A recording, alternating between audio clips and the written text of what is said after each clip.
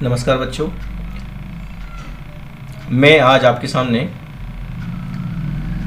जो राज्य शिक्षा केंद्र से प्रश्न बैंक दी गई है मैथमेटिक्स की, जिसमें से पेपर बनना है जो कक्षा 9 की स्थानीय परीक्षा होनी है 2022 की, उसमें जो वस्तुनिष्ठ प्रश्न आने हैं उनके लिए एक वीडियो तैयार किया है। पहले कर चुका हूँ, ये दूसरा वाला वीडियो है, पार्ट 2। तो इसमें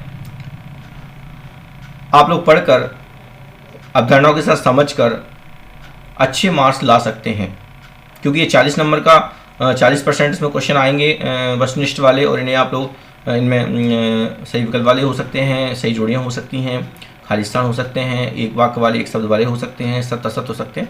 तो इस तरह के जो प्रश्न मैं लेके आया हूँ, और इसमें ये भी बताया कि कौन से वाले अध्याय में से कितने नंबर का आना है। जैसे कि अध्याय नंबर 3 है निर्देशांक ज्योमेट्री, इसमें से 1 अंक वाले 2 प्रश्न आने हैं और 2 अंक वाला 1 प्रश्न आना है।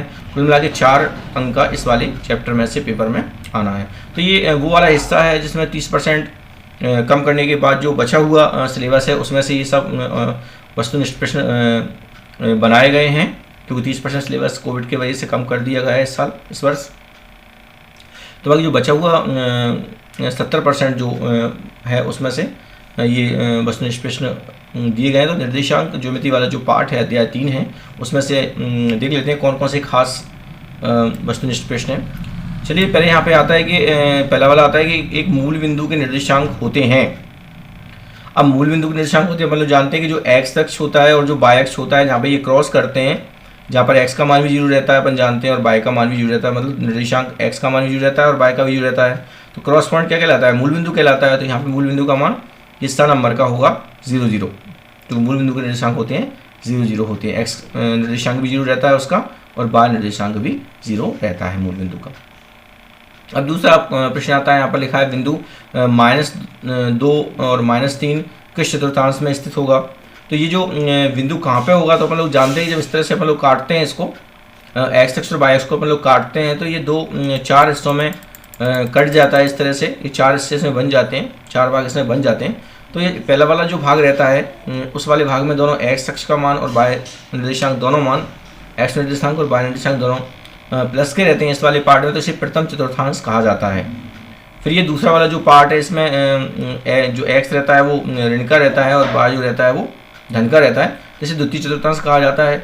इसमें एक्स निर्देशांक और वाई निर्देशांक दोनों ऋण के रहते हैं, इसे तृतीय चतुर्थांश कहा जाता है। और उसमें एक्स का मान जो है वो धन का रहता है और वाई का मान इसमें ऋण का रहता है, इसे चतुर्थ चतुर्थांश कहते हैं। तो इसके हिसाब से अपन लोग बिंदुओं का बता सकते हैं कि बिंदु कौन से चतुर्थांश में आएगा। इस इजीली अपन लोग देख सकते हैं कि जो -2 -3 है, तो बताइए किस चतुर्थांश में आएगा। सिंपल सी बात है कि इस वाले पार्ट में आएगा, मतलब तृतीय में आएगा। तो इसका जो दूसरे वाले का जो आंसर है वो सा नंबर का सही है, तृतीय चतुर्थांश। तो ये बिंदु तृतीय चतुर्थांश में आएगा, क्योंकि दोनों नेगेटिव मान है, वो तृतीय वाले पार्ट में आता है। चलिए आगे बढ़ते हैं और देखते हैं अगला वाला प्रश्न हम लोग देखते हैं कौन सा है। तो अगला वाला प्रश्न यहाँ पे दिया है कि इसमें बताया गया है कि निम्न में से कौन सा बिंदु एक्स अक्ष पर स्थित होगा। तो ये सिंपल सी बात है कि जो बिंदु एक्स अक्ष पर स्थित होता है उसमें वाई वाला निर्देशांक हमेशा 0 रहता है, क्योंकि एक्स अक्ष का जो समीकरण होता है वो y = 0 होता है और वाई अक्ष का समीकरण x = 0 होता है। चूँकि यहाँ पे कह रहे हैं कि कौन सा बिंदु एक्स अक्ष पर स्थित होगा, तो एक्स अक्ष पे जो बिंदु स्थित रहते हैं उनमें वाई निर्देशांक का मान हमेशा 0 रहता है। तो देख सकते हैं वाई निर्देशांक का मान कौन से में 0 है, तो ये देखो चौथे वाले में 10 नंबर का जो है, इसमें देखो वाई निर्देशांक 0 है, तो एक्स अक्ष पे हमेशा वाई निर्देशांक 0 वाला बिंदु ही बनता है। तो तीसरे वाले प्रश्न का जो आंसर है वो 10 नंबर का ये 50 ये वाला सही है। फिर वो चौथे प्रश्न में यहाँ कह रहे हैं कि इनमें से कौन सा बिंदु वाई अक्ष पर स्थित होगा। तो ऐसी बात यहाँ पे वाई अक्ष वाली आती है, तो वाई अक्ष पर एक्स का मान हमेशा 0 रहता है, एक्स निर्देशांक हमेशा 0 रहता है। तो इसमें देख सकते हैं एक्स निर्देशांक कौन से में 0 है, तो किसी में तो है नहीं। देखो ये पहले वाले में आ नंबर में देखो एक्स निर्देशांक 0 है, तो वाई अक्ष पे हमेशा एक्स निर्देशांक 0 रहता है। ऐसे बिंदु बनते हैं वाई अक्ष पर। तो ये वाला 0 2 ये वाला बिंदु, मतलब आ नंबर का जो आंसर है वो चौथे प्रश्न का वो सही है। चलिए पांचवा देखते हैं इसमें, और पांचवा लिखा हुआ है बिंदु 2 -1 किस चतुर्थांश में स्थित होगा। तो इस वाले पे अपन लोग देख चुके हैं कि इस तरह से जब अपन लोग एक्स अक्ष वाई अक्ष को वर्टिकली काट देते हैं दूसरे से, तो 4 हिस्सों में ये टूट जाता है, 4 इसमें भाग बन जाते हैं। पहला भाग में एक्स दोनों एक्स और वाई दोनों प्लस के रहते हैं निर्देशांक, और इसमें एक्स का ऋण का और वाई का मान धन का रहता है दूसरे वाले चतुर्थांश में। तीसरे वाले में दोनों ऋण के रहते हैं, और चौथे वाले में एक्स निर्देशांक आपका धन का रहता है और वाई निर्देशांक ऋण का रहता है। इस तरह से ये 4 हिस्सों में ये टूट जाता है। एक्स और वाई अक्ष को, एक्स अक्ष और वाई अक्ष जब आपस में क्रॉस करती हैं 4 हिस्से इस तरह से बनते हैं और चारों को चतुर्थांश कहा जाता है। कुछ 4 हिस्से रहते हैं इसलिए चतुर्थांश बोला जाता है इनको। तो इस तरह ये बिंदु किस में आएगा, दिख रहा है आपको कि एक्स का मान इसमें धन का है और वाई का मान ऋण का है, तो एक्स का मान धन का, वाई का मान ऋण का दिख रहा है, चौथे वाले चतुर्थांश में आएगा। तो इसका 5वें वाले प्रश्न का जो उत्तर है वो द नंबर का चतुर्थांश सही है। तो इस तरह से अपन लोग ये देख सकते हैं, बहुत ही आसान तरीका होता है इसका करने का।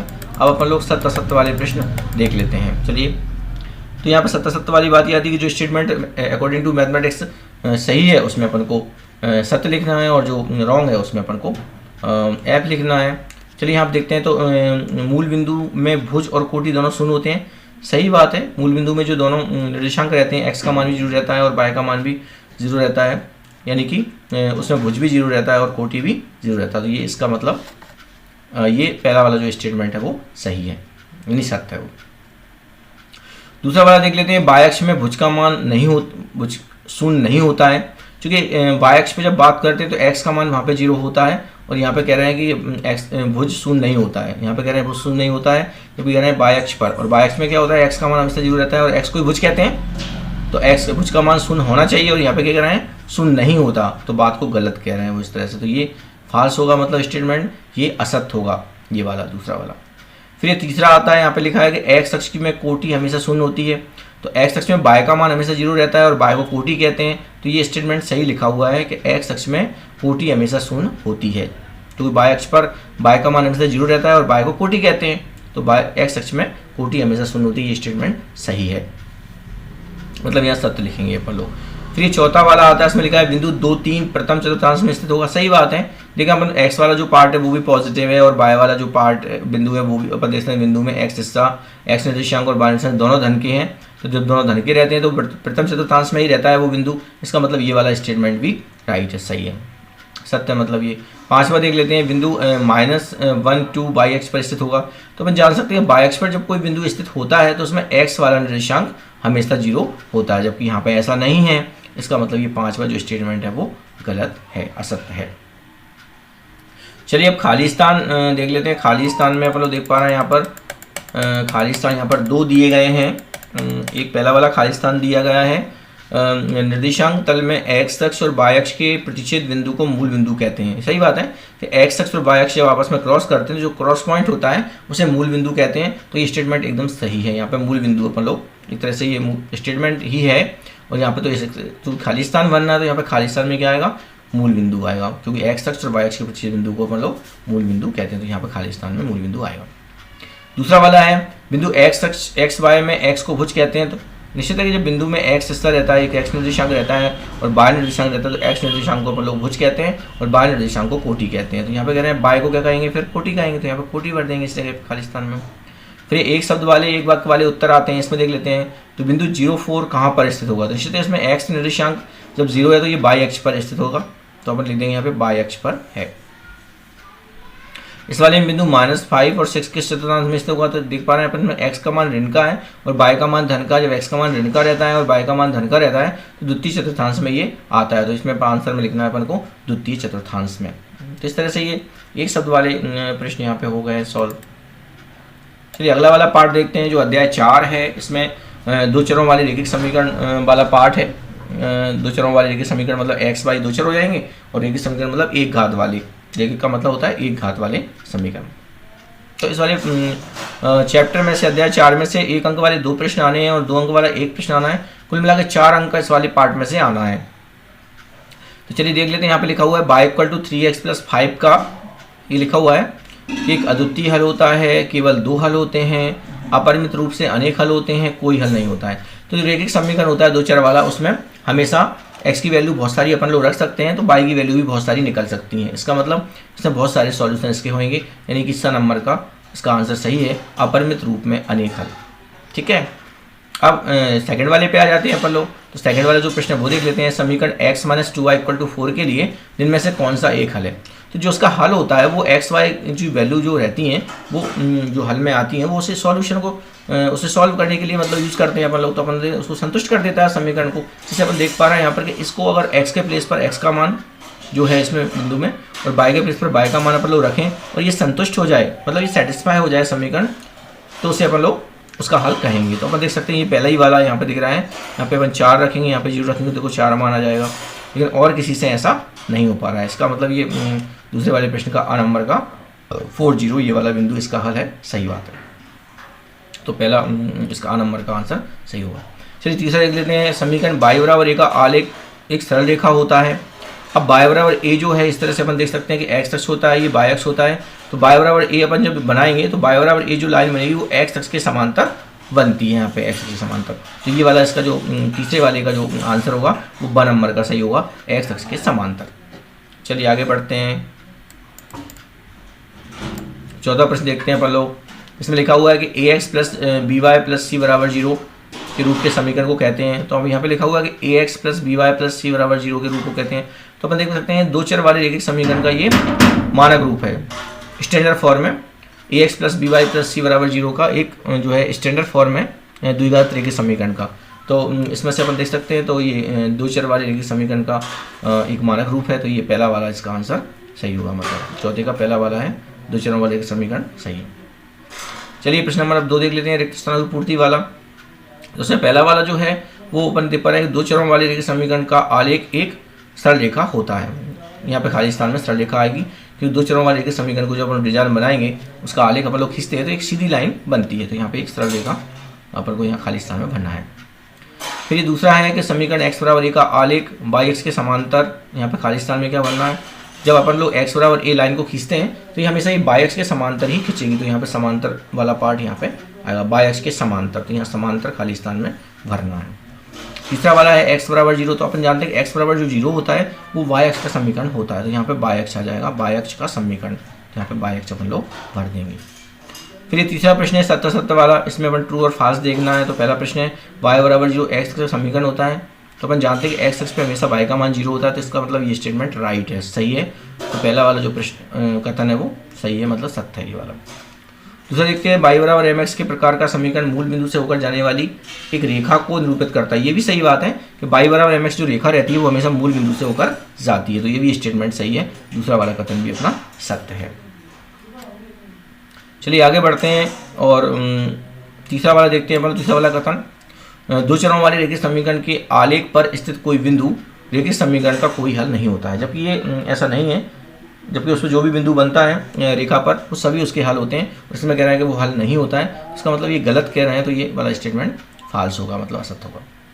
चौथा वाला देख लेते हैं, रैखिक समीकरण का प्रत्येक हल रैखिक समीकरण के आलेख पर स्थित एक बिंदु होता है। ये सही बात है, रैखिक समीकरण का जो भी प्रत्येक जो हल रहता है वो रैखिक समीकरण के जो आलेख बनता है, मतलब जो लाइन बनती है, रेखा बनती है, उसमें जो भी बिंदु आएगा वो उसका एक सॉल्यूशन होता है। इसका मतलब ये वाला चौथा वाला जो स्टेटमेंट है वो राइट है, वो सही है, मतलब वो कथन सत्य है। अब हम लोग आते हैं अध्याय 6 पर।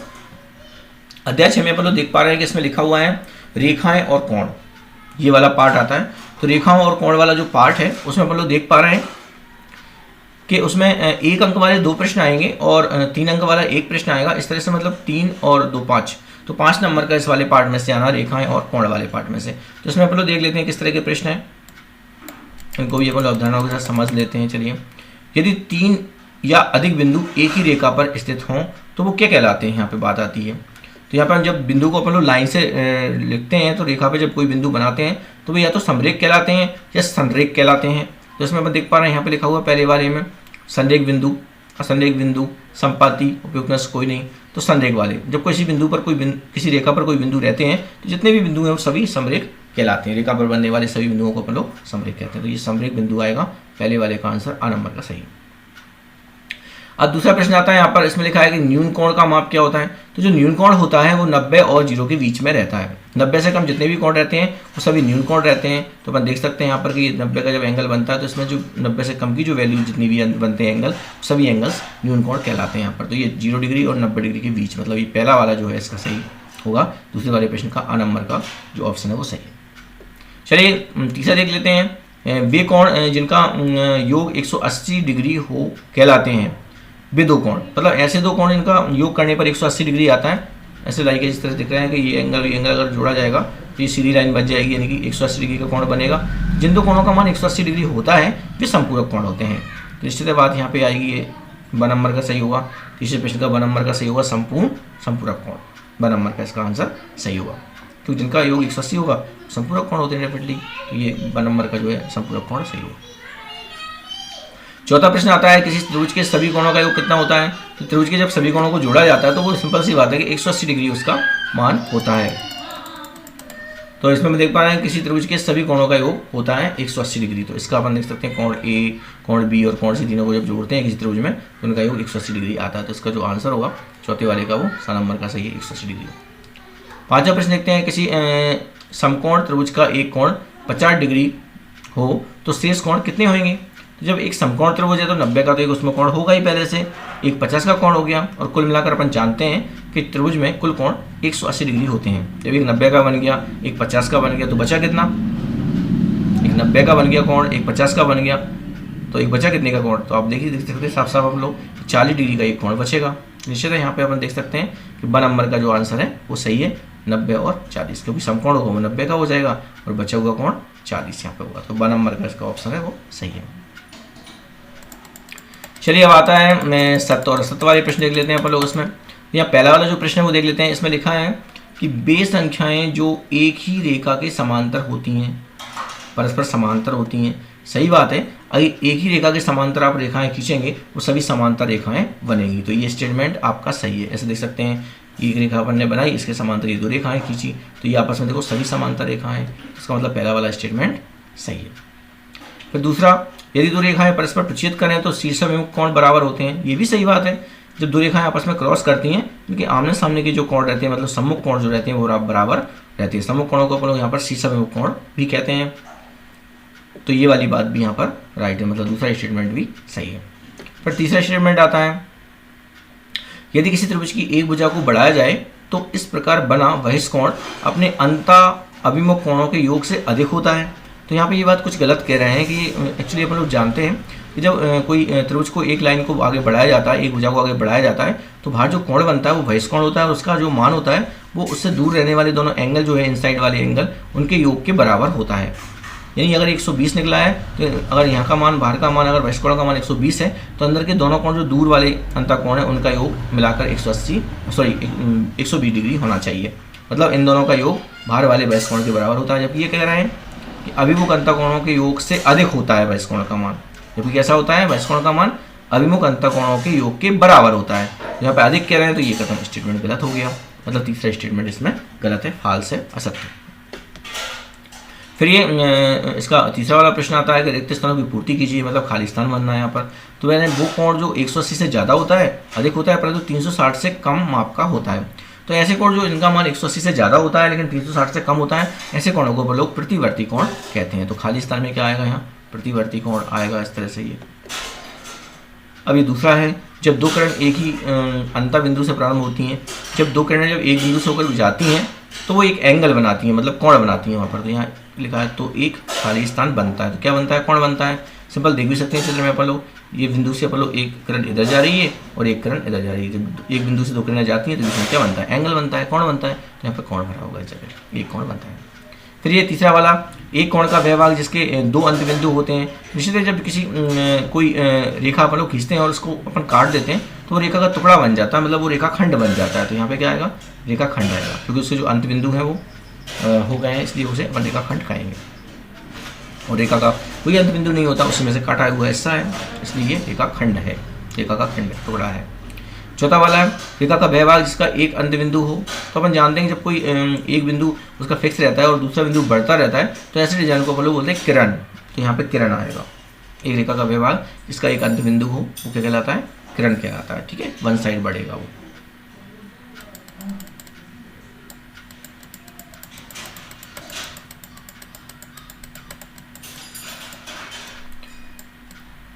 अब यहाँ पे एक वाक्य में और एक शब्द में उत्तर वाले प्रश्न आ जाते हैं, इसके देख लेते हैं अपन लोग। तो पहला वाला है ऋजु कोण। तो ऋजु कोण का मतलब होता है एक सीधा कोण जो रहता है, सरल रेखीय कोण भी कहते हैं इसको, ऋजु कोण भी कहते हैं।